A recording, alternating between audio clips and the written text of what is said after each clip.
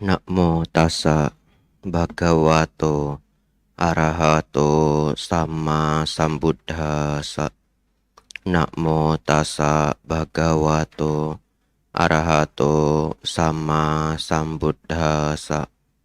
Namo tassa bhagavato arahato sama sambuddhassa. Kalena dhamma sakaca eta manggala muttamanti.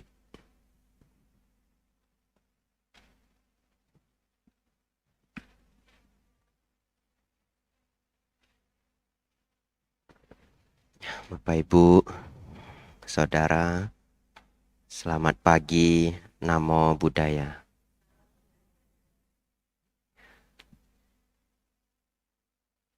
Ya, tak kenal maka tak akrab. Ya. Nama saya Biku Abijato. Pagi hari ini adalah sesi Dhamma Class, ya.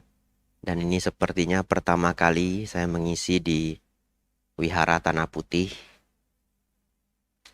Namun kegiatan pagi ini kegiatan tambahan. Sebenarnya tujuan saya datang adalah mengisi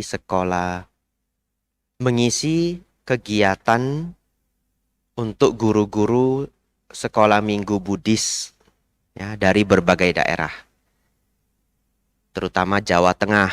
Tapi datang juga guru sekolah Buddhis dari Bekasi, kemudian dari Samarinda. Tapi kalau mau dikatakan dari seluruh Indonesia, enggak bisa. Karena yang dari kota lain itu tidak lengkap. Ya. Oleh karena itu, pagi ini saya tidak membuat bahan ceramah yang mendalam. Tujuannya dua. Biasanya, kalau saya baru pertama kali mengisi di satu tempat, saya ramah tamah dulu. Ya. Kita saling kenal dulu. Saya tidak kenal Bapak Ibu tidak kenal saya. Kadang saya mau cerita apa, saya juga enggak tahu. Betul ya? Karena tidak saling mengenal. Begitu. Kalau wihara itu sudah sering saya datangi, saya kenal ya, mungkin 30%, 40% dari yang hadir. Di situ ceramah menjadi lebih menyenangkan. Seperti bicara dari hati ke hati. Nah, saudara-saudari, judul Dhamma Class pagi hari ini adalah berkah dan kebijaksanaan. Ya. Boleh kita cerita mengenai itu, boleh juga cerita di luar itu. Pagi ini saya akan ubah kegiatannya menjadi tanya jawab dhamma saja. Ya. Kalau saudara-saudari ingin bertanya apa, silahkan. Ya. Tapi seringnya juga nggak ada yang nanya gitu. Ya. Dibuat kegiatan tanya jawab tapi nggak ada yang nanya. Nggak ada yang nanya, terpaksa saya nanya sendiri, jawab sendiri.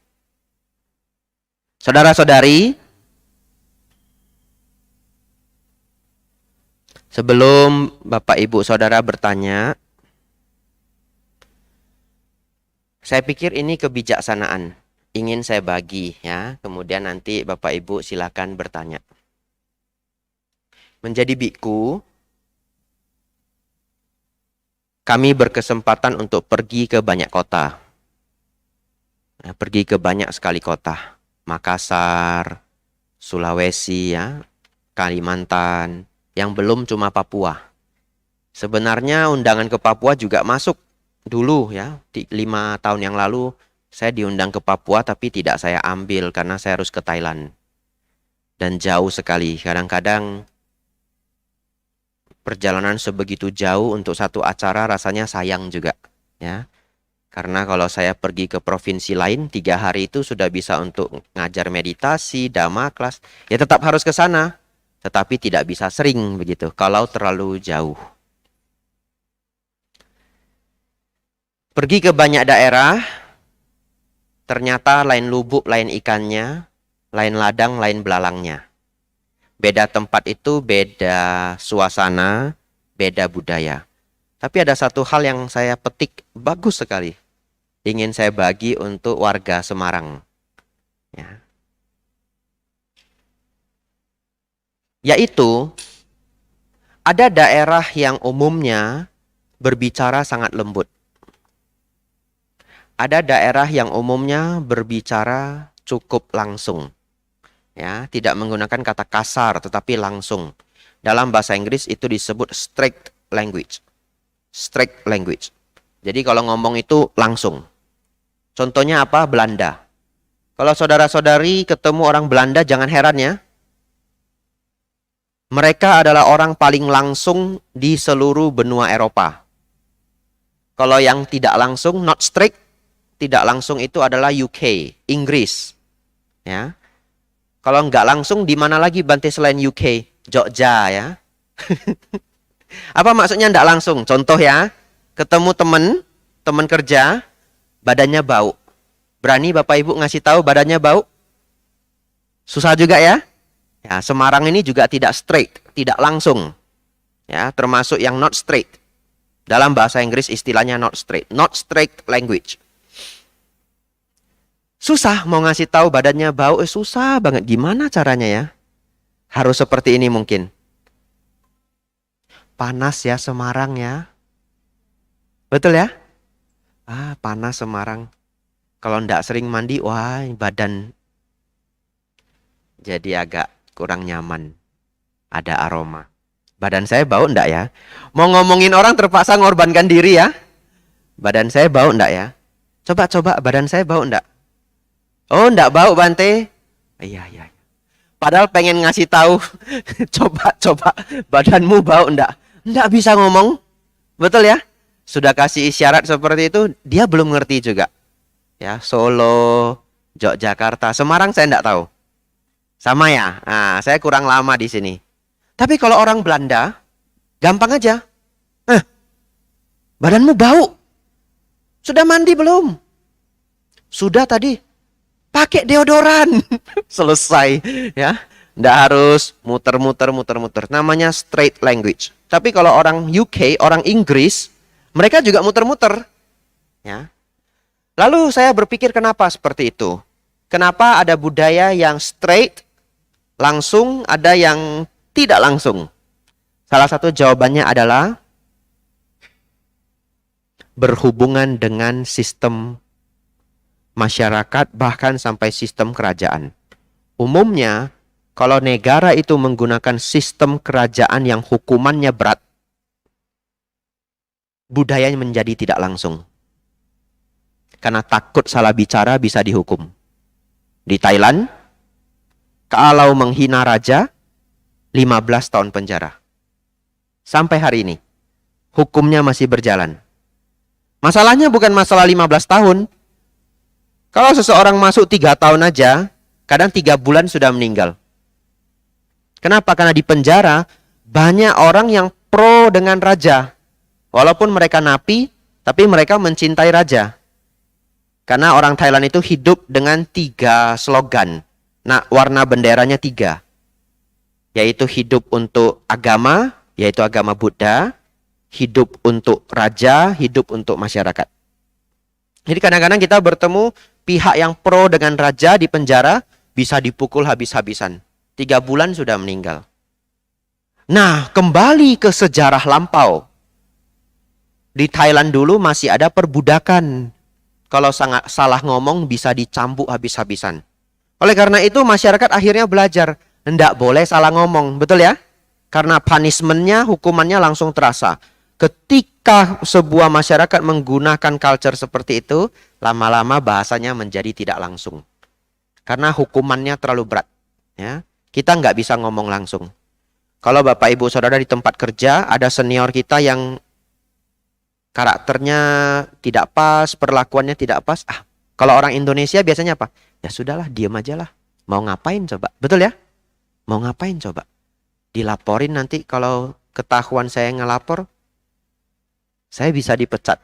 Syukur-syukur dipecat. Kadang dijebak, betul? Ya, saya bisa dijebak. Sudahlah. Nah, jadi kita tidak berani langsung karena punishment-nya berat. Nah, kembali ke topik. Di Indonesia, Saya lahir di kota Medan. Kota Medan itu cukup langsung kalau ngomong. Ya. Lalu saya pindah ke Yogyakarta setelah menjadi Samanera. Dan saya terkejut bukan kepalang. Ternyata culture-nya beda sekali. Benar-benar beda. Benar-benar beda. Saya dulu tidak menyangka ada sekelompok masyarakat sesopan itu. Karena kalau di kota Medan, Bapak Ibu tahu, kalau Bapak Ibu naik bus umum, lalu kita jalan paling belakang, ada kernetnya. Tahu kernet ya? Nah, ada keneknya. Kita jarang jalan agak lambat. Dan kita paling belakang. Tahu keneknya bagaimana? Naik bang, ayo. Bukan kau aja seorang yang mau naik bus. Digituin. Tapi biasa aja. Kalau orang Medan digituin biasa aja. Sabar bang, gitu ya. Lalu beli cabai. Ini kisah nyata. Beli cabai. Nah, kalau beli cabai, cabainya dipilih-pilih. Betul? Kalau belinya nggak banyak. Kalau belinya banyak nggak bisa milih. Belinya sedikit, milih yang bagus. Karena kalau beli on-onan kan lebih mahal. Daripada beli kiloan. Nah, sudah mahal, privilege-nya apa? Dipilih yang bagus. Tahu enggak? Anda pilih terlalu lama, sebentar lagi Anda dibentak ya. Bentaknya bagaimana? Kau pilihlah itu semua, enggak usahlah aku jualan. Nah, ini bahasa Batak ya, nada Batak. Kau pilihlah itu semua, enggak usahlah aku jualan. Tapi, ketika dulu saya di Medan, itu biasa aja dibegitukan. Ya, kalau dibegitukan kita bagaimana? Sabar bu, masih banyak itu jualannya, masih banyak, tenang. Orangnya juga nggak marah dibegituin. Jadi ternyata ketika satu culture itu straight, omong-ngomongnya langsung, ada satu kekuatan yang tumbuh. Yaitu jadi tidak gampang sakit hati. Betul? Karena biasa aja. Dikasari, bahasanya kasar, bahasanya langsung, biasa aja. Tapi kalau saya di Yogyakarta, saya ngomong seperti itu, wah, umatnya misalkan menjemput. Kemudian saya ngomong agak langsung, entah apa sajalah contohnya. Orangnya mungkin tidak datang lagi 2 kali ya. Ya, tapi apa yang saya pelajari dari sini, yang ingin saya bagikan adalah, ada satu kebiasaan orang Sumatera, mungkin tidak semua, tapi ini yang saya amati. Ada yang namanya ngobrol sekali duduk. Ya, ngobrol sekali duduk. Apa maksudnya ngobrol sekali duduk? Karena bahasanya begitu langsung, kalau ngomong tidak ada remnya, apa aja diungkapkan. Ada bagusnya. Bagusnya adalah kalau kita punya kekurangan langsung diberitahu, betul? Detik itu kita bisa berubah. Ya. Apa yang dia tidak suka, dia bisa ngasih tahu kita, kemudian kita adjust, kita berubah sedikit-sedikit. Ngobrol sekali duduk itu adalah apapun yang kita obrolkan satu kali duduk ini, selesai obrolan itu, selesai. Nggak dibawa lagi sakit hatinya, apa nggak dibawa lagi. Ngobrol sekali duduk. Besok ketemu seperti lembaran baru. Itu yang kami lakukan di Sumatera. Dan ternyata itu rahasia dari tidak banyak hal yang dimasukkan ke hati. Jadi pas ngobrol itu teman kita kadang-kadang ada 1-2 di antara satu kelompok 10 orang, 15 orang. Ada satu orang yang memang agak error. Kalau ngomong remnya benar-benar blong. Kita baru masuk kerja misalkan. Kamu kerja di mana? Itu di PTA. Enggak bagus di sana itu. Bagus kok saya kerja, bagus-bagus saja. Enggak bisa lama kamu kerja. Kita baru masuk ya. Sudah dibegitukan. Kenapa enggak bisa lama? Itu loh tetangga saya begini. Tetangga saya begini. Apalagi kamu orangnya nggak sabaran. Coba lihat aja. Udah dia mau ngomong apa aja kita ya iya. Atau mau kita balas silahkan. Tapi selesai obrolan itu, selesai. Ngerti maksudnya ya? Jadi selesai obrolan itu nggak dipikirin lagi. Itu hanya sekedar satu sesi saling ngobrol. Tidak dianggap terlalu serius. Besok, kalau kita ungkit lagi, dia pun mungkin sudah lupa. Karena nggak dibawa-bawa. Yaitu salah satu karakter yang terbentuk dari tempat lahir saya. Ketika saya pindah ke Jawa, saya melihat hal itu yang mungkin tidak ada di orang Jawa. Karena kadang-kadang apa yang disampaikan 2 tahun yang lalu masih dihafal. 3 tahun yang lalu masih dihafal. Oh, karakternya seperti ini. Tapi, lain lubuk, lain ikannya. Kalau saya tidak pernah tinggal di tempat Jawa ini, mungkin saya tidak tahu sopan santun yang tinggi. Betul ya? Karena saya belajar kesantunan yang tinggi itu dengan Bante Panyawaro. Ketika saya sama Nera, mungkin saya bahasanya masih sangat straight. Karena saya dari Medan. Satu ketika saya diberi nasihat oleh Bante Panya seperti ini. Sama Nera. Pernah ya ketemu beliau? Pernah ya? Sama Nera. Kalau berbicara dengan orang lain. Kalau ketemu orang sakit. Jangan bicara kesehatan. Kalau ketemu orang miskin, jangan cerita ekonomi. Itu nasihat dari beliau. Iya Bante. Terus begitu masuk kuti tak pikirin, kenapa ya beliau kasih saya nasihat begitu? Perasaan kalau saya ketemu orang sakit, saya nggak bahas kesehatan. Perasaan saya ketemu orang miskin, saya nggak bahas ekonomi. Wong kalau ketemu umat, saya bahasnya dhamma. Betul ya? Ketemu umat saya bahasnya dhamma, tak pikirin. Saya tahu. Mungkin tutur kata keseharian saya kasar. Ya. Di situ saya mulai berubah. Pelan-pelan, pelan-pelan berubah. Jadi saling belajar. Terakhir. Ada satu daerah di Indonesia, tidak boleh sebut nama daerahnya. Ya, nanti saya kena cancel ya. Daerah ini aneh sekali. Aneh sekali.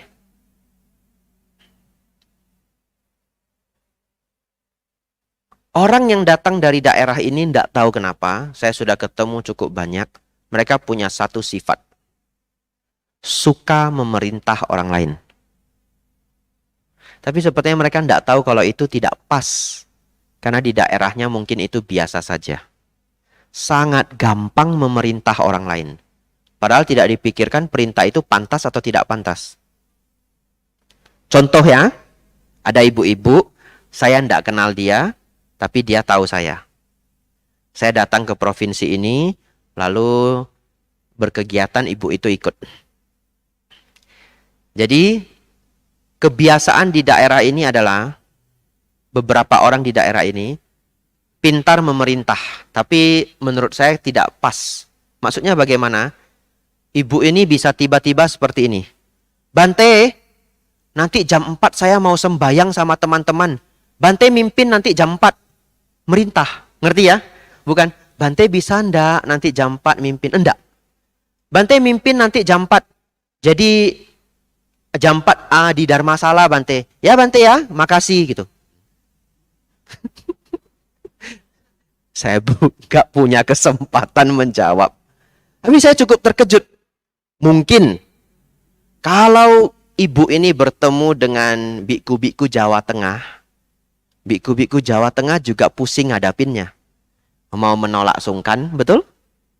Nggak ditolak, nggak nyaman. Akhirnya apa? Biku itu mungkin hanya datang 1 kali. Tidak pernah datang lagi. Cukup banyak wihara yang tidak memahami bahwa sifat biku berbeda-beda. Bantenya kok nggak datang lagi ya? Karena bantenya nggak tahu bagaimana cara menolak kalau diperintah. Lalu apa yang saya lakukan? Saya kasih tahu itu ibu ini begini. Bu, saya nggak bisa. Kenapa Bante? Nggak bisa. Selesai. Nggak ada alasan. Agar apa? Agar ibu itu sadar. Setiap orang punya hak untuk menentukan apa yang mau dia lakukan dalam hidupnya. Betul? Kenapa saya harus memberi alasan? Anda meminta juga semena-mena. Ya, saya menolak semena-mena. Betul ya? Saya tidak bisa, Bu. Jam 4 tidak bisa. Kenapa Bante tidak bisa? Tidak bisa. Begitu ya? Sambil senyum ya. Tidak boleh marah. Tidak bisa ya Bante? Iya Bu, tidak bisa. Ibunya marah. Ibunya marah. Gawat ya? Dipaksa, tidak boleh nolak. Nolak, marah. Jadi saya lihat ibunya marah, tak biari. Biar aja marah. Betul ya? Agar dia belajar. Anda tidak bisa seperti itu ke orang lain. Saya bukan jahat, ndak mau mimpin sembayangan jam 4 sore. Tapi saya mau ibu ini belajar. Bu, jangan seperti itu. Dia bahkan seperti itu ke biku. Ngerti maksud saya ya? Kalau ke orang lain seperti apa? Ndak ngerti lagi. Ke biku saja dia seperti itu. Apalagi ke orang lain. Saya tidak masalah dibegitukan. Masalah saya adalah saya ingin ibu itu belajar. Bu, jangan begitu. Begitu ya? Bu, jam 4 saya ndak bisa. Kenapa Bante ndak bisa? Ndak bisa. Nggak bisa Bante, nggak bisa. Begitu ya. Kenapa Bante, kenapa? Nggak bisa Bu, gitu. Ya. Lalu ternyata memang itu adalah culture di sana. 3 kali dari 3 orang yang berbeda, saya mendapatkan arahan seperti itu. Kadang-kadang lebih unik lagi. Ada anak muda, tiba-tiba datang ke saya. Ikut kegiatan. Kegiatan beramai-ramai. Bante, ini Bante, si A, si B, si C. 3 orang ini Bante, begini, begini, begini, begini. Nanti Bante tegur. Saya diperintah lagi. Ini ditegur Bante, Bante kasih tahu aja begini, begini, begini. Tak dia. Saya nggak kenal si A, si B, si C. Saya nggak tahu itu fakta atau bukan. Betul ya? Saya nggak tahu. Yang dia laporkan ke saya itu fakta atau enggak, saya nggak tahu. Gitu. Lalu, Bante nanti tegur Bante. Kasih tahu begini, begini, begini. Gimana ini ya? Saya jawab begini. Maaf ya, itu bukan kebiasaan saya. Hah? Ini keliru Bante. Bante ndak boleh biarkan. Ya itu bukan kebiasaan saya. Sudah ndak apa-apa. Tugas saya di sini hanya mengajar. Saya hanya diundang untuk mengajar. Kalau yang bagian-bagian itu biar panitia saja yang urus. 2 kali. Nah, bukan Semarang ya. Bukan Semarang. Tenang, bukan Semarang. Orang Semarang baik-baik. Ya kalau meminta ya. Umumnya semua daerah Jawa Tengah ini sangat santun. Betul ya? Tahu kalau orang lain punya jadwal. Kalau mau ketemu orang ya janji dulu ya. Kecuali teman sendiri dan sebagainya. Ya jadi banyak jalan, banyak pengalaman. Di sini saya sharing ya. Ya. Tapi apa manfaatnya saya sharing di sini? Toh saya tidak bisa mengubah karakter orang satu kota. Betul ya? Yang ingin saya sharingkan ke Bapak Ibu Saudara, kalau Bapak Ibu ketemu hal seperti itu jangan lekas marah. Karena lain lubuk, lain ikannya. Betul ya? Anda ketemu orang ngomong kok nggak ada remnya, mungkin dia bukan lahir di Pulau Jawa. Begitu ya? Rodo sabar. Ya. Anda ketemu orang yang diperintah A, B, C, A, B, C, nggak ada sungkannya kalau ngasih tahu merintah nggak ada sungkannya. Oh, ingat dulu Bante pernah cerita. Memang ada sekelompok orang seperti itu. Begitu ya? Solusinya apa? Nggak bisa, Pak. Hah? Nggak bisa? Iya, nggak bisa. Kenapa? Nggak bisa. Gitu ya? Solusinya ya? Habis itu orangnya marah ya. Bapak Ibu Saudara, ada pertanyaan? Silahkan.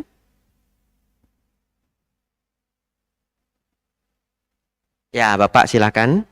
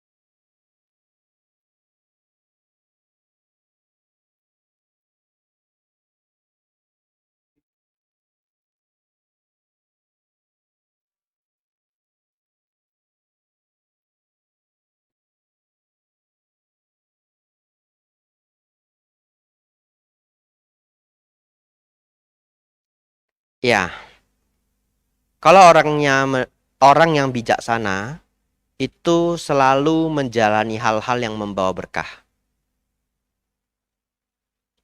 Orang yang bijaksana berupaya menjalankan hal-hal yang penuh berkah. Ya. Tapi orang yang mendapatkan berkah belum pasti bijaksana. Karena berkah poinnya banyak. Ya. Dalam Manggala Sutta ada 38 poin berkah. Misalkan menopang ayah dan ibu adalah berkah. Ada seorang anak baik sekali, rajin sekali. Dia rawat ayah dan ibunya.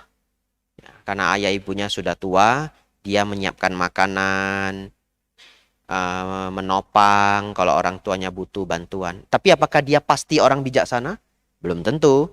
Dia bisa saja seorang anak yang baik hati, ya, yang belum bijaksana. Tapi kalau orang bijaksana sudah memahami dhamma, memahami kehidupan, memahami dirinya, memahami orang lain, maka setiap dia akan melakukan sesuatu, dia renungkan. Yang akan saya lakukan ini baik atau buruk. Kalau buruk tidak akan dia lakukan. Kalau baik akan dia lakukan. Nah, ketika dia hanya memilih hal-hal yang baik saja, itu otomatis adalah berkah.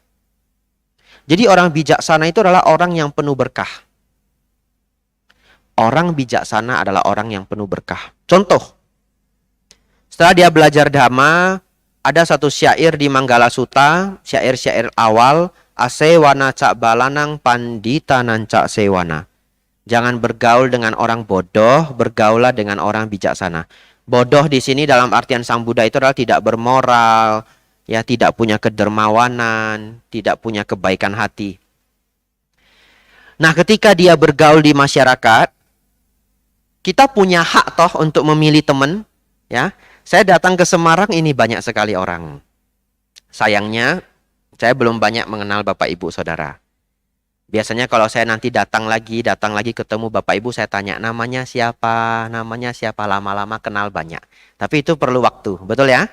Kalau kita tidak saling mengenal, memberi dhamma kelas seperti ini agak kering. Tapi tidak apa-apa, kita jalani dulu, lama-lama jadi kenal.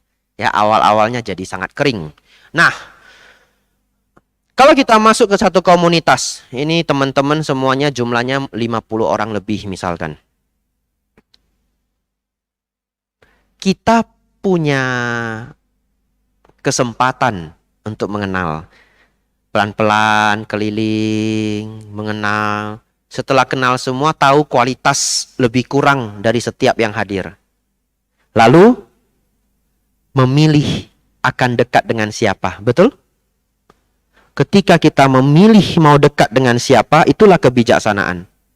Asewana cak balanang pandita nancak sewana. Saya beri contoh. Kalau saya datang ke satu tempat, satu wihara, ketemu seorang umat, mungkin umat itu yang menjemput saya. Atau menemani saya ketika di wihara. Dia belum kenal saya, kita belum pernah ngobrol, belum pernah diskusi. Tapi selama 1 jam perjalanan, semua isi kepalanya adalah negatif. Semua isi kepalanya adalah negatif. Dari menit pertama sampai menit terakhir. Orang ini tidak akan saya cari. Hanya pas ketemu aja. Ngerti ya? Tapi kalau selama 1 jam perjalanan, umat ini cerita dhamma, cerita kebaikan-kebaikan wihara. Bante, wihara Tanah Putih, Bante sudah wihara yang awal sekali. Kegiatan kami lancar. Yang diceritakan semua positif. Orang ini akan saya cari. Kalau saya ke Semarang, saya mungkin cek dia. Lagi di mana? Saya di wihara Tanah Putih. Tapi masuk akal enggak? Saya datang sebagai pengajar. Lalu ini orang menjemput saya. Tidak saling kenal, belum banyak berbicara. Sejak menit pertama, Bante, di wihara itu Bante, itu ada pengurus A dengan pengurus B berantem. 1 kali, betul ya? Bante, aneh banget. Sistem di wihara itu ndak pas. Begini-begini, 2 kali, betul ya? Lalu yang ketiga, Bante kenal si A ndak? Kenal, kenapa? Dia Bante, orangnya, waduh, buruk. 3 kali. Tatiampi ya. Nah, kena blacklist. Tapi kalau ketemu ya tetap ramah, betul ya? Semuanya teman, tapi kalau sahabat harus dipilih. Orang ini tidak bijaksana. Anda boleh cerita yang negatif. Kalau sudah cukup akrab, betul? Iya, dan itu tidak masalah. Bapak, ibu, saudara bertemu hal yang tidak pas. Misalkan orang ini suka menipu. Masa Anda ceritakan ke anak istri atau suami? Betul ya? Harus diceritakan. Dek, coba lihat orang ini. Ini orang penipu. Kenapa begini, begini, begini, begini, begini. Nanti adik lihat sendiri betul apa enggak. Belajar. Ya. Kalau ketemu orang seperti ini hati-hati. Dia ngomong apa jangan langsung percaya. Betul? Kenyataannya Bapak Ibu saya mau tanya. Di luar sana kita sebut di pasar. Ya di luar sana saya sebut di pasar ya. Nggak harus di pasar. Di namanya di pasar Bapak Ibu Saudara. Ada penipu? Ada. Nasihat jangan gampang percaya orang lain. Kadang-kadang itu ada benarnya. Betul? Ya, bahkan Sang Buddha yang selalu positif pun mengingatkan kita. Asewa naca balanang. Jangan bergaul dengan orang bodoh. Ya, ini jadi banyak yang saya bahas dari pertanyaan Bapak. Tapi pertanyaan Bapak sederhana. Apa perbedaan berkah dengan kebijaksanaannya? Orang yang bijaksana, umumnya apapun yang dia lakukan sudah dipenuh dengan berkah. Oleh karena itu, belajarlah menjadi orang bijaksana. Apapun yang Bapak Ibu lakukan penuh berkah. Ya, anumodana pertanyaannya. Ya, silahkan pertanyaan lain kalau ada. Habis ya. Ibu silakan.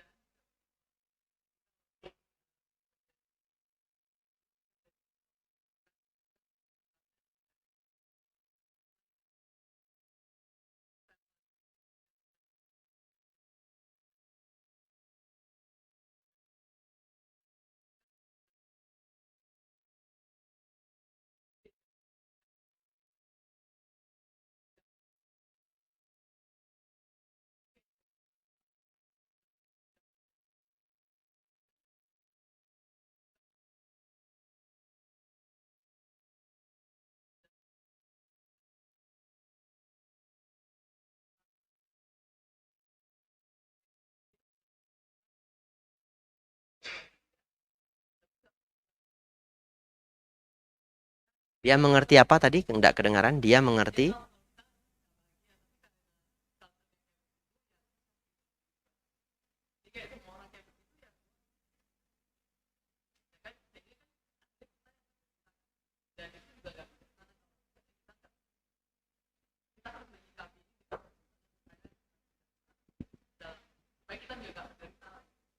Ya, ini dengan Bu siapa? Bu Vanessa ya. Baik. Dari Medan ya, bagus ya. Baik. Ya betul, tadi ada satu keliru saya. Saya menggunakan kata straight sama tidak straight ya, yang benar adalah direct. Ya, direct indirect. Itu istilah dalam bahasa. Begini. Ini pertanyaan sangat bagus ya. Itulah butuh pengalaman. Saran saya, nanti kalau ketemu teman, karena kalau di wihara kan banyak teman ya. Kalau kita tahu dia punya perusahaan, atau dia seorang direktur atau manajer, atau dia punya pabrik atau sebagainya, kita tahu saudara ini punya kapasitas itu, coba tanya. Kamu selama ini ngobrol-ngobrol dulu ya. Jangan tiba-tiba ditanya, dia juga terkejut nanti. Ngobrol-ngobrol dulu, lalu tanya, di perusahaan Bapak karyawannya lebih kurang berapa gitu. Oh, tempat saya, kalau saya sebagai biku saya sering bahas itu juga kalau yang jemput saya laki-laki gitu. Ya, kalau laki-laki kan seneng ngobrolnya bisnis gitu. Kadang-kadang saya tanya bisnisnya. Oh, tempat saya 200 orang, Bante. Kadang-kadang saya tanya juga seperti ini. Mimpin karyawan pusing enggak, Pak? Ya pasti pusing, betul ya? Pusing, Bante. Triknya apa? Ya. Jadi kita kumpulin. Setiap pemimpin itu mereka punya cara yang berbeda-beda. Lalu kita kumpulin. Kadang-kadang saya pernah di Solo, saya tanya begini. Pak, di Solo, orang Solo bagaimana? Kerjanya bagaimana? Oh, begini, Bante. Terus solusinya bagaimana? Oh, kalau saya sih biasanya saya begini. Kalau orangnya begini, saya begini. Jadi kumpulin ilmu-ilmu dari praktisi. Saya sendiri bukan praktisi. Saya sendiri tidak pernah memimpin 200-300 karyawan. Betul ya? Dan itu tidak gampang. Benar-benar tidak gampang. Tapi kumpulkan ilmu itu dari praktisi. Sangat berharga. Lalu wisdom mereka yang mereka hadapi selama 20-30 tahun itu luar biasa. Contoh. Kita akan mendengar seperti ini. Saya dulu juga keras awalnya. Saya kerasin. Telat 15 menit potong gaji. Kalau tidak datang selain cuti resmi, potong gaji. Tapi nggak ada gunanya. Lama-lama dia begini, begitu. Saya awalnya juga keras sekali. Terus sekarang gimana? Ya sekarang solusi saya begini. Nah, oh ya kita kumpulin. Nah, kadang-kadang sulit untuk membandingkan. Nah ini ilmu, menurut saya ini ilmu. Karena saya sebagai biku yang saya hadapi itu murid Samanera. Ya kadang-kadang juga Samanera ada yang dititipkan tugas tidak dijalankan. Kita mau marah juga nggak ada gunanya. Ya memang karakternya begitu. Akhirnya kalau saya benar-benar melihat kalau orang ini tingkat tanggung jawabnya rendah sekali, dia tidak saya beri tugas yang berbahaya. Tidak saya beri tugas yang perlu disiplin tinggi. Contohnya, membangunkan peserta setiap pagi. Membangunkan peserta setiap pagi itu kan pakem jam 4 pagi. Dia orangnya males dan rada tidak tanggung jawab. Dia bisa aja ketiduran. Dia bisa aja ngebanguninnya 4.15 baru ngelonceng. Masalahnya kalau Samanera itu ngeloncengnya 4.15 atau 4.20 kan telat. Bantepanya sebegitu lonceng itu 4.20, beliaunya kan lihat jam. Yang salah siapa? Ketua panitia, betul? Saya menitipkan pekerjaan ke Samanera. Samaneranya telat. Teng. Bantepanya lihat jam 4.20. Nanti pas makan pagi beliau nanya, Abijato, program kita sekarang bangunnya 4.20 ya. Gitu ya. Jangan laporin ya. Enggak Bante, tadi telat. Nah, kenapa telat? Kalau saya jawab, Samaneranya telat. Salah saya. Ketua panitia siapa? Saya. Kalau di kepolisian, kapten menyuruh anak buah, pekerjaannya keliru, siapa salah? Kapten. Saya tidak bisa mengatakan, Samaneranya malas Bante. Saya tidak bisa ngomong itu. Nggak bisa saya. Apa yang saya jawab? Maaf Bante, besok tidak akan telat lagi. Begitu ya? Maaf Bante, besok tidak akan telat lagi. Besok saya yang ngebel. Apa boleh buat? Jam 4. Teng. Samanera yang kemarin telat lagi. Dia datangnya jam 4:07. Datang. Maaf Bante, saya telat. Nggak apa-apa, tidur aja lagi. Tak gituin? Nggak apa-apa, tidur aja lagi. Masih ngantuk ya? Gitu. Lalu, ini kisah nyata. Setelah Samaneranya keliru 4 kali. Dan yang terakhir ini sangat berbahaya. Sangat berbahaya. Kelas jam 2 sore. Dan kelas itu harus disiapkan proyektor, mic audio. Dan Bante yang mengajar ini galak. Galak banget Bantenya. Kalau itu keliru, habislah seorang Biku Abijato. Tamatlah riwayat saya. Terus tak titipi kerjaan ke orang ini. Karena saya pikir kan kalau sore nggak mungkin dan nggak bangun. Betul ya? Kalau pagi-pagi ya nggak bangun. Tak catat saking takutnya. Samanera, ini ikut ini ya, ikut ini. Jam 1.30 maksimal. Buka pintu kelas. Siapkan mic. Air minum. Meja dirapiin. Kotak tisu. Lampu dibuka. Kipas angin dibuka. Ikut ini ya. Iya Bante. Ikut ini ya. Baca dulu, baca. Tak gituin. Dia baca. 1 sampai terakhir. Nggak boleh nggak. Kerjain ya. Atau mau orang lain aja kerjain. Ini tak tawarin. Bisa Bante, bisa. Yakin ya? Yakin Bante. Jam 1.30 batang hidungnya belum keluar. Tak tungguin dari jauh. Ini Samaneranya kemana? 1.40 belum muncul juga. Jam 1.45 tamatlah riwayatku. Ini kalau tak pasrahin habis saya. Bantenya galak bener.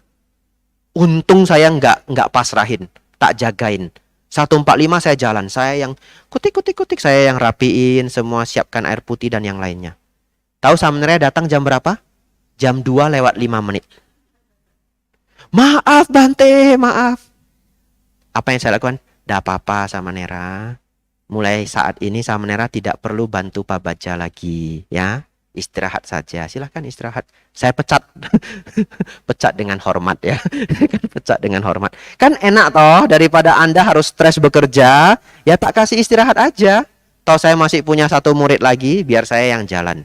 Nangis dia Bapak Ibu. Nangis. Tahu kenapa nangis? Karena Samanera ini dijanjikan akan diberi beasiswa untuk kuliah S1 oleh Bante lain. Dan kalau saya pecat dia dari tugas Pak Baja, Bante ini pasti tahu, betul ya? Maka kredibilitas dia hilang. Mungkin dia tidak akan dikuliahkan. Nangis sejadi-jadinya. Tapi ya, saya tidak salah juga ya. Saya harus bagaimana ya? Tidak bisa tak pasrahin. Akhirnya karena kasihan ya, akhirnya saya beri dia tugas yang tidak ada hubungannya dengan waktu.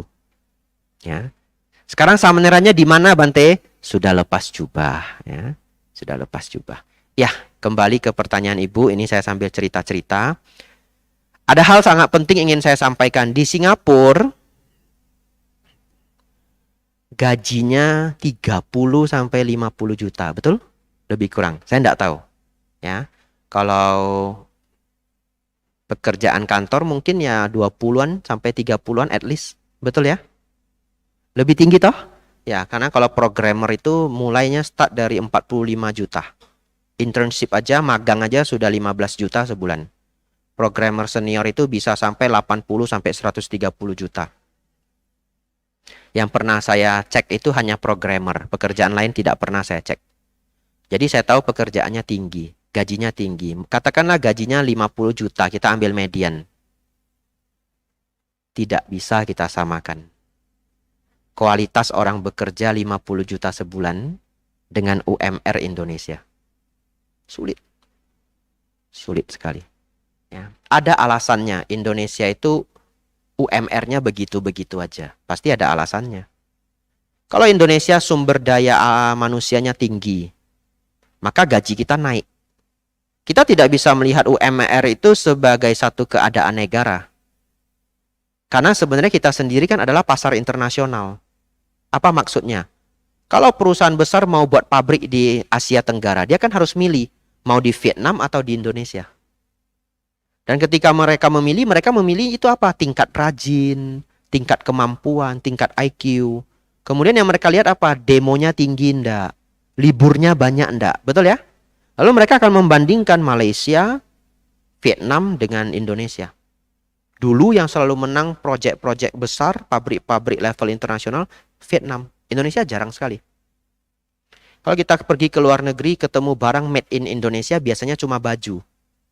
Karena penjahit dari Indonesia itu top, katanya. Ya, lebih baik daripada yang luar negeri. Tapi kalau kita lihat sepatu, Nike, made in Vietnam. Betul? Pernah nampak sepatu Nike made in Vietnam? Di Indonesia ya. Sekarang juga ada si made in Indonesia. Jadi Indonesia sendiri adalah pasar global.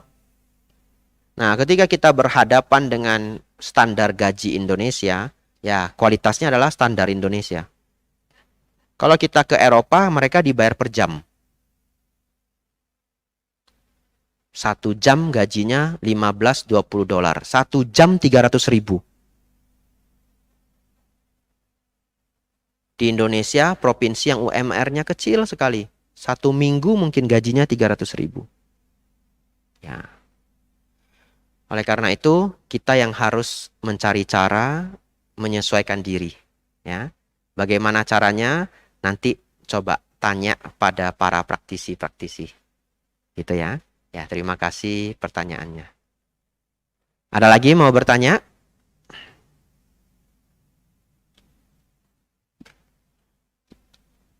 Kalau ndak ada, tak cari yang seru ya dari apa yang sudah saya catat ini. Sebagai penutup.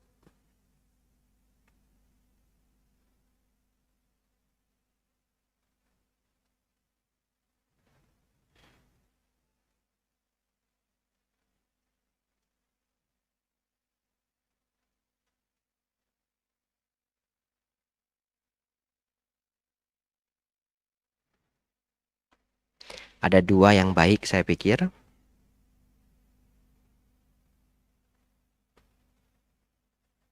Ada yang mau bertanya? Nah, kalau tidak ada satu hal yang ingin saya sampaikan. Pernah ditanya juga oleh umat, mengapa judi itu bukan pelanggaran 5 sila? Betul ya? Ya, unik sekali ini. Kenapa Sang Buddha tidak memasukkan judi sebagai pelanggaran sila? Ada yang pernah kepikiran? Belum ya? Coba, kenapa? Kenapa ya? Judi itu tidak masuk ke 5 sila.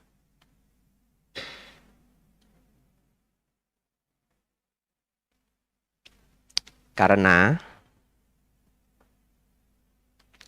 pelanggaran 5 sila itu adalah yang secara langsung mengganggu makhluk lain. Ya. Saudara kalau membunuh mengganggu makhluk lain? Mengganggu, ya, nyawanya hilang dan dia merasakan sakit. Anda ngambil barang orang, Anda ganggu orang. Ya. Anda selingkuh, Anda mengganggu keluarga orang. Anda berbohong, berkata kasar, orang langsung terganggu. Impact-nya langsung. Ya. Anda minum minuman keras, lalu Anda mabuk, melakukan hal yang tidak pantas, lempar-lempar barang dan sebagainya, Anda mengganggu orang. Tapi kalau judi bagaimana?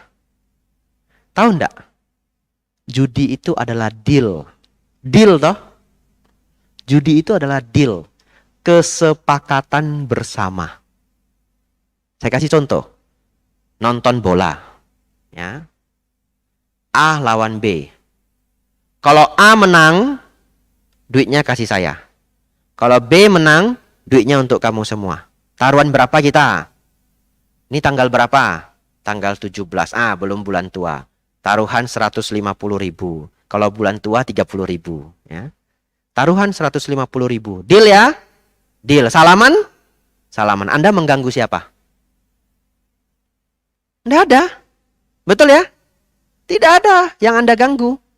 Itu adalah kesepakatan. Salaman lagi. Betul ya? Lalu A menang. Duitnya saya ambil. Kadang-kadang teman yang profesional, yang dia memang tahu itu adalah kesepakatan, dia happy-happy aja. Betul ya? Kalah lagi saya, kurang beruntung. Marah nggak dia? Enggak, biasa aja. Kecuali dia tidak pernah berjudi. Betul ya? Judi itu adalah kesepakatan. Jadi Bante boleh ya berjudi ya? Kalau saya bilang boleh, viral saya ya. Itu adalah kesepakatan yang bisa membawa kerugian. Kenapa? Karena Anda bisa terbiasa. Berjudi itu bisa ketagihan. Dan Sang Buddha tidak memasukkan ini ke dalam 5 sila. Tapi Sang Buddha masukkan ke dalam jalur pembuangan harta. Salah satunya di suta namanya Bagya Paja Sutta. Sang Buddha menyebutkan ada 4 hal tidak dilakukan agar harta tidak bocor. Yang pertama, prostitusi. Yang kedua, berjudi. Yang ketiga, teman yang buruk. Yang keempat, berkeliaran malam. Ya, berkeliaran malam mungkin dunia malam yang dimaksudkan oleh beliau. Saya tidak tahu dunia malam 2600 tahun yang lalu seperti apa, tidak tahu. Ya, tapi namanya dunia malam ya mau di desa maupun di kota ya pokoknya temannya alkohol, betul ya? Ya, dan pasti merugikan, duit pasti habis. 4 hal dihindari karena Sang Buddha mengatakan kalau kita mengumpulkan air di sebuah tong yang besar, ini ibaratnya ada lubang kecil di bawah tong. Sampai kapanpun tong itu tidak akan penuh. Prostitusi, judi, teman yang buruk, dan berkeliaran malam. Bante, teman yang buruk kenapa Bante? Bisa nipu, ngapusi. Coba Bapak Ibu dengar kalau orang ketipu dalam jumlah yang besar karena berbisnis. Biasanya yang nipu siapa? Teman sendiri. Ya. Jadi kalau saudara sudah melihat sifatnya buruk, hati-hati. Karena teman yang buruk ini juga salah satu jalur pembuangan harta. Uang yang sudah tabung sedemikian lama, kamu ikut saya aja investasi, tak titipi semua habis. Betul ya? Saudara-saudari, judi itu Sang Buddha masukkan ke dalam jalur pembuangan harta. Tidak Sang Buddha larang dalam sila, tapi Sang Buddha masukkan dalam anjuran kalau Anda ingin sejahtera. Nah, itu sebabnya di beberapa negara judi dilegalkan. Betul ya? Kenapa? Karena tidak ganggu siapa-siapa. Masalahnya adalah setelah itu. Ganggunya kapan Bapak Ibu Saudara? Setelah duitnya habis. Betul ya? Setelah duitnya habis. Tapi itu adalah keberlanjutannya. Sebenarnya judi itu nggak ganggu siapapun. Masalahnya setelah duitnya habis, orangnya ngutang. Ngutang, terus nggak bisa balikin. Kitalah yang dikejar-kejar. Kitalah yang menjadi korban atas kejahatan lainnya. Yaitu mengenai judi, Bapak Ibu Saudara, ya jangan dilakukan ya. Ya saya pikir cukup. Kalau tidak ada pertanyaan lagi, ada silakan Pak.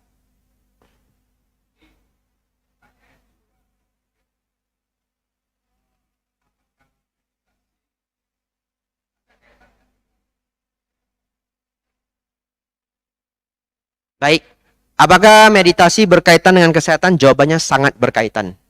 Ya, kenapa? Karena yang namanya stres itu langsung mengurangi imun tubuh.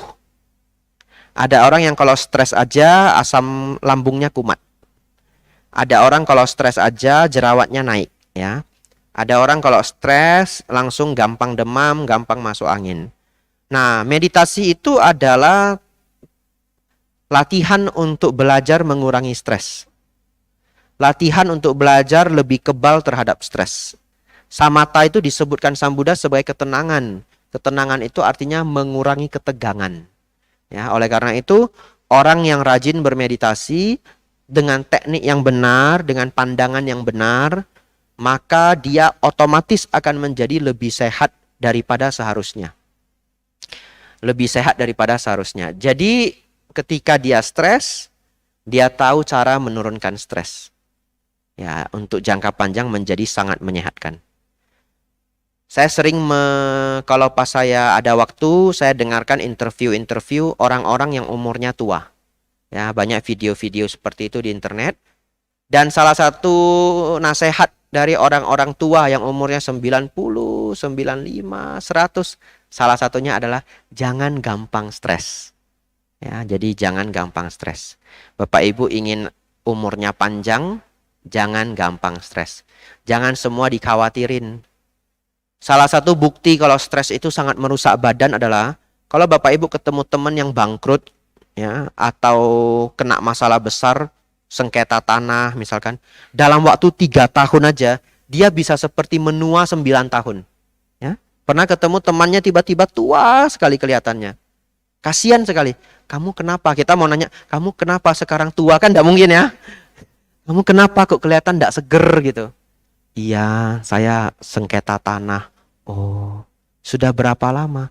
3 tahun. Terus gimana ya? Masih jalani. Badannya jadi tua, jadi kurus. Ya, itu efek langsung dari stres. Kalau dia selama ini bermeditasi, menghadapi sengketa tanah tetap stres, tapi stresnya tidak setinggi itu. Ya, yang harusnya badannya menua 10 tahun umur sel, mungkin dia hanya menua 4 tahun atau 3,5 tahun umur sel. Ya, meditasi sangat baik untuk kesehatan. Ya, anumodana pertanyaannya, Pak. Ada lagi mau bertanya? Boleh Ibu di belakang silakan.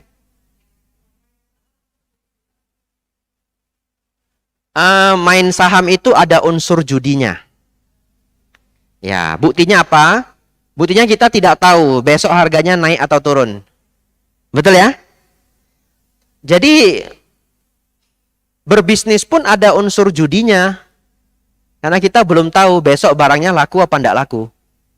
Nah, oleh karena itu persentase judi ini Bisa tinggi, bisa rendah. Tergantung profesi masing-masing. Kalau berbisnis pun adalah judi, tetapi persentase judinya lebih rendah. Kalau barang tidak laku besok, masih ada lusa. Barang tidak laku lusa, masih ada minggu depan. Ya. Kalau barangnya tidak gampang rusak, tidak laku setahun pun, ya sudah, sabar aja. Barang tidak hilang, barang tidak habis. Kadang-kadang barang taruh di gudang, ya naik harga. 1 tahun naik 7%. Ya sudahlah begitu. Nah, kalau berjudi di kasino, bawa 100 juta, kalah habis 100 juta. Nggak ada lusa, nggak ada minggu depan. Betul? Unsur judinya lebih tinggi. Dunia saham juga sama. Ada orang dunia saham itu juga berlapis-lapis, ya. Tidak bisa kita kategorikan sama semua. Nah, ada orang yang di dunia saham hari ini beli, besok dijual. Besok beli lagi, lusa dijual supaya cepat kaya. Modalnya habis, itu sama dengan kasino. Bawa 100 juta habis, nggak ada modal lagi. Begitu ya. Nah, perusahaan besar level internasional, mereka juga kadang nyimpan tabungannya di saham. Ya, kalau kita cek data keuangan perusahaan-perusahaan raksasa, ya mereka nyimpan emas, nyimpan tanah, nyimpan obligasi. Kok jadi seminar keuangan ya? Ya karena ditanya ya, karena ditanya. Nah, beberapa perusahaan mereka juga menabung di saham. Mereka ambil saham yang tidak resikonya tinggi. Ya, contohnya sahamnya gabungan 50 perusahaan. Sahamnya gabungan 100 perusahaan. Ya udah, dia nabung aja taruh di sana. Nggak diapa-apain lagi. Kapan butuh uang diambil.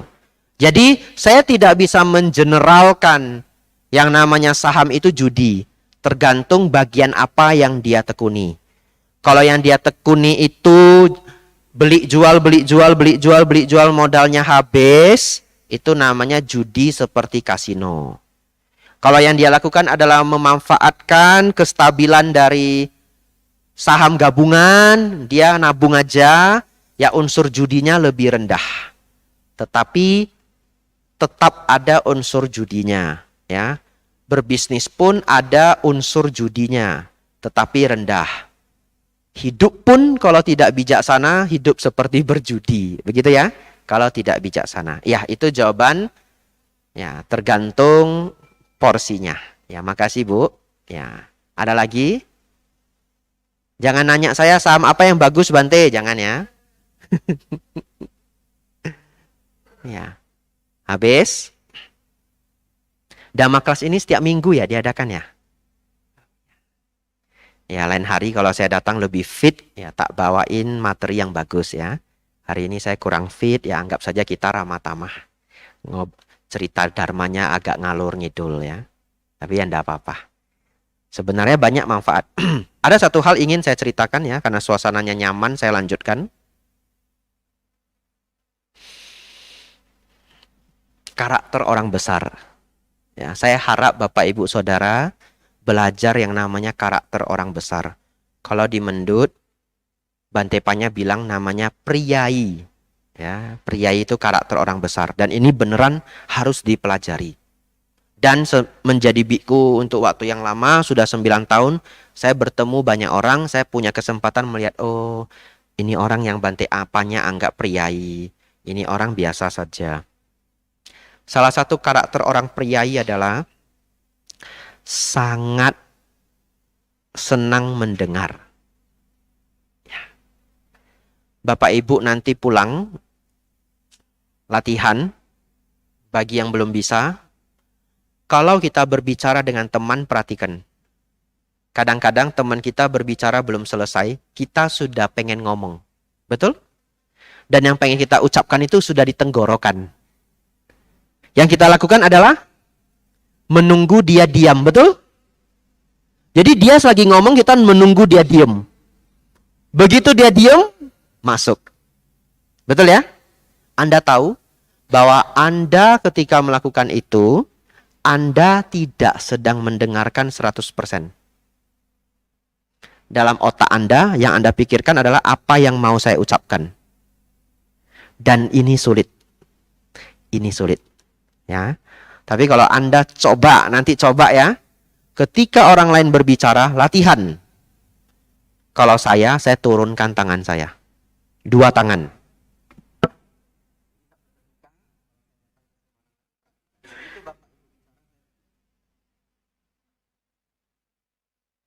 Dan ketika saya begini, saya tidak banyak berpikir. Saya benar-benar menjadi spon yang siap untuk menyerap apa yang akan Anda sampaikan. Dan saya mendengarkan dengan sepenuh hati. Ya. Tapi kalau Bapak Ibu nanti saya mau cerita dan saya tidak begini, dengerin Anda, tapi saya begini, ya Bu, ada apa? Artinya saya sedang sibuk ya. Artinya saya sedang sibuk. Mohon maaf ya. Mungkin saya ada janji. Kadang sebagai biku kita ada janji ya. Makan siang jam 12. Janji sama orang 12.30 saya mau ditelepon. Masalah talk show di Makassar. Masalah Magabudi di Kota Medan. Betul ya? Jadi Bapak Ibu jangan berpikir janji itu harus ditemui orang. Janji nelepon itu juga janji. Ya, tapi kalau secara umum orang bercerita dan saya tidak sibuk, saya turunkan tangan saya dan saya dengarkan dengan sepenuh hati. Di saat itu saya tidak ingin berbicara. Tak dengarin sepenuh hati. Dan orangnya ngomong. Lalu kalau Anda mendengarkan sepenuh hati, ciri-cirinya apa? Anda akan bertanya. Kalau Anda mendengarkan sepenuh hati, umumnya kita akan bertanya. Kenapa? Penasaran. Pasti masih ada hal yang belum kita ketahui. Tapi kalau Anda tidak siap untuk mendengar, Anda hanya mau berbicara saja. Kadang orang berbicara belum selesai, Anda sudah masuk. Nah, pernah enggak ketemu orang yang kalau kita ngobrol sama dia nyaman sekali? Pernah? Pernah ya, itu rahasianya. Saya enggak tahu kenapa kalau ketemu dia seneng. Pernah? Enggak tahu kenapa kalau ketemu dia seneng. Apa rahasianya? Rahasianya dia tidak banyak bicara. Kecuali pada saat porsinya. Dan kalau dia mendengarkan sepenuh hati. Ya. Kan tidak mungkin Bante silakan memberikan Dhamma Desana terus saya nunggu. Kan tidak mungkin ya. Kalau porsi saya ceramah, saya berceramah. Tapi Bapak Ibu tahu, kalau saya sudah berkumpul dengan para biku atau perjalanan di mobil, kalau saya tidak ditanya, saya akan diam. Dan kalau ada yang cerita, saya mendengarkan sepenuh hati.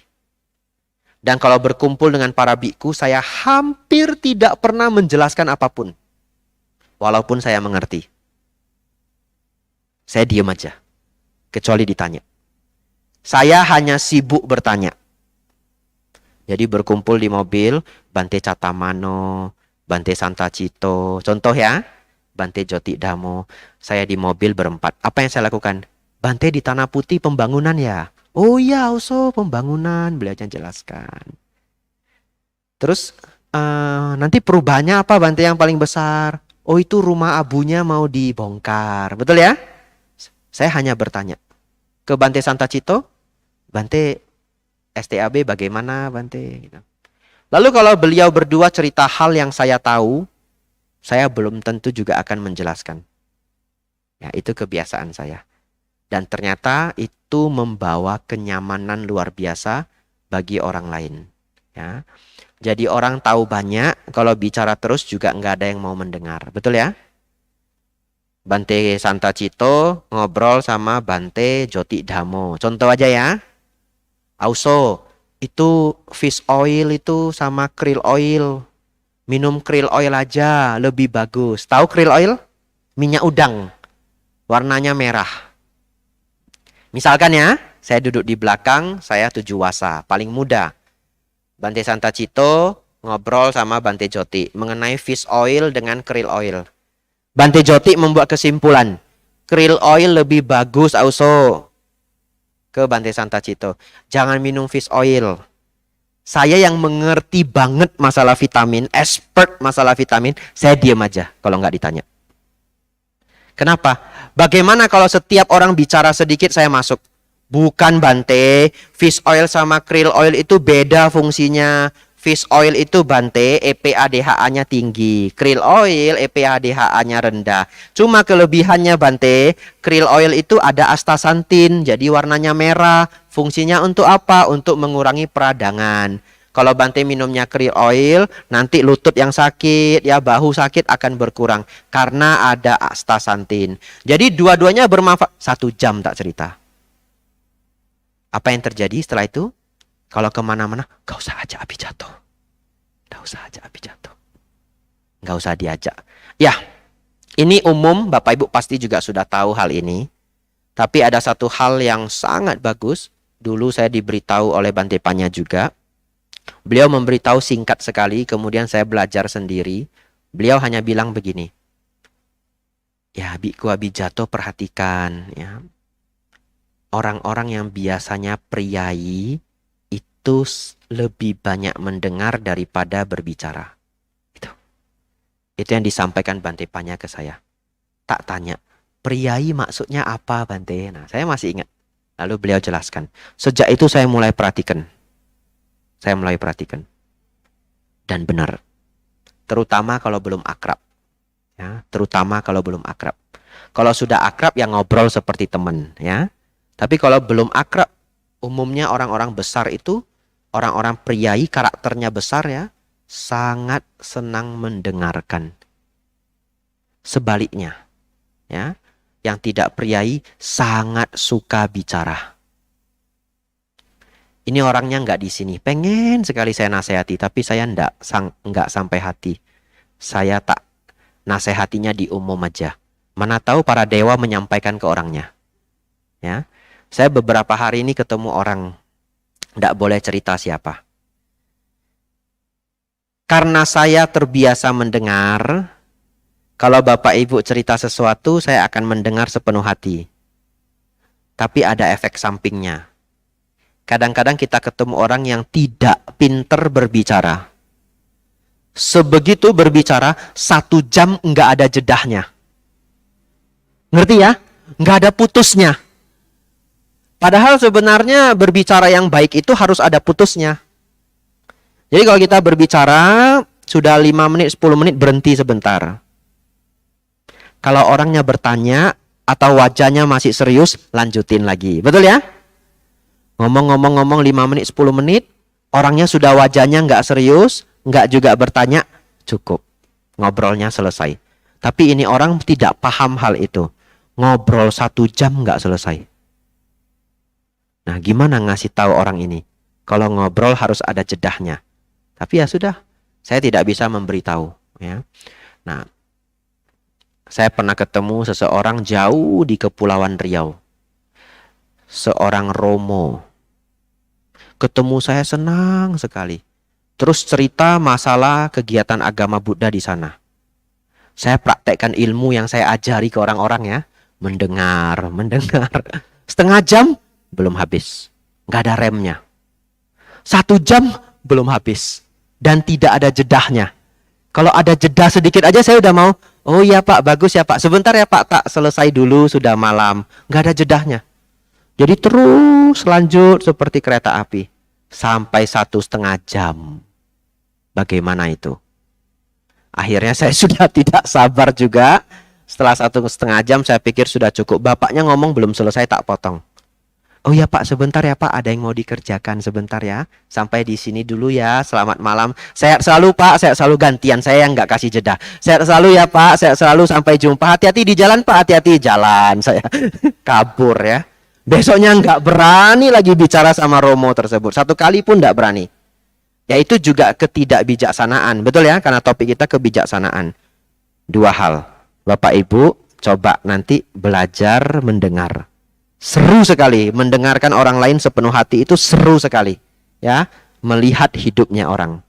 Yang kedua, kalau berbicara hati-hati. Kalau bukan teman sendiri diberi jedah. Kalau teman sendiri enak, dia berani motong kita, betul ya? Udah capek, besok ya, lanjut lagi. Ya. Ini untuk Bu Vanessa. Bonus tambahan. Coba nanti pulang cari buku bagus sekali. Judulnya The Law of Human Nature. Ya, Robert Greene. Dihafal ya. The Law of Human Nature. Ya. Itu salah satu buku untuk memahami sifat manusia, salah satu terbaik di dunia. Nggak usah kuliah psikologi. Buku itu jauh lebih bagus, lebih manjur daripada kuliah psikologi 4 tahun. Ya, karena sudah saya jalani kuliah psikologi 4 tahun. Jadi saya berani membuat statement ini. Kita kuliah psikologi juga tidak banyak belajar sifat karakter manusia. Karena teorinya terlalu banyak. Kita harus belajar sejarah psikologi, Sigmund Freud, ya, id, ego, super ego, Abraham Maslow. Tidak ketemu. Membedah sifat manusia secara mendalam itu ternyata malahan ada di buku-buku populer. Ya, mungkin beberapa universitas ada kurikulumnya yang lebih ke human behavior, tapi tidak semua universitas fokus di human behavior. Kebanyakan universitas di Indonesia itu nanti fokus di human resource department, karena psikologi di Indonesia itu banyak menghasilkan ahli-ahli di bidang HRD. Sehingga seperti sudah menjadi trademark gitu. Kalau psikologi di Indonesia ya HRD atau psikologi pendidikan, jadi konsultan-konsultan di sekolah. Sehingga sangat jarang di Indonesia itu melahirkan psikolog yang jago di human behavior, sifat manusia. Jadi malahan lebih banyak dari buku populer. Nanti pulang nyari buku judulnya The Law of Human Nature, ya. Nanti kalau sudah habis buku itu, mau baca buku yang lain, nunggu saya datang lagi, ya. Tak kasih 1 dulu. Kalau sekaligus dikasih 3, nanti jadi ndak baca. Bante, The Law of Human Nature sudah habis, Bante. Saya mau baca buku apa lagi? Nanti tak kasih dua buku lagi, gitu ya. Ya, Bapak Ibu Saudara, ya penuh kebahagiaan hari ini kita berdiskusi Dhamma.